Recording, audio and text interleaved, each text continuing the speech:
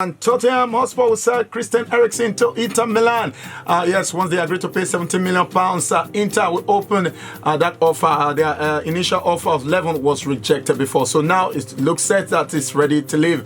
Manchester United and Sporting Lisbon are reportedly set to meet in the middle of a deal for Bruno Fernandes as they could settle for it £46.9 million plus bonuses. And Inter Milan have agreed to take Chelsea midfielder Victor Moses on loan with view to making the deal permanent for £8.5 million. The 29-year-old arrived Milan yesterday to undergo medical. And West Ham scouts checked on Stoke City midfielder Joe Allen on Monday night, and the Wales international could be one of David Moyes' signing. While Newcastle United are closing in on loan to sign former Tottenham midfielder Naby Bentaleb from Schalke. Steve Bruce hope to add Valentino Lazaro also to the mix. Gary Neville has blasted Manchester United's owners over sticking with Ed Woodward despite his unforgivable record in the transfer market. The former Red Devils defender launched into an impassioned speech after seeing the Old Trafford side lose 2-0 to league leaders Liverpool on Sunday. After that not too good a display.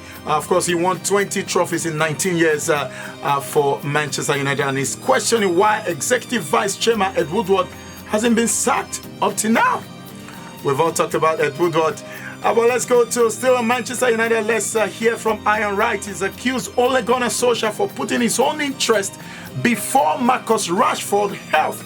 After the Manchester United striker was sidelined with a double stress fracture. Did you get that? Double stress fracture. That means too much games. Of course, Rashford is said to be out for up to 3 months, if not even more. And he's still going to have surgery to remove a floating bone in his ankle. Man, tough times for that young man. And Danny Rose was involved in a heated exchange with Jose Mourinho after being left out of Sunday's game against Watford. The left back, 29, sought an explanation from the Tottenham boss after his team had been announced on Friday. And Mourinho reasoned that the back injury meant Rose was not in the best shape to feature in the game. And Guardiola has sensationally called for English football to scrap one of its cup competitions yesterday to have, of course, injuries to players like Harry Kane, Marcus Rashford.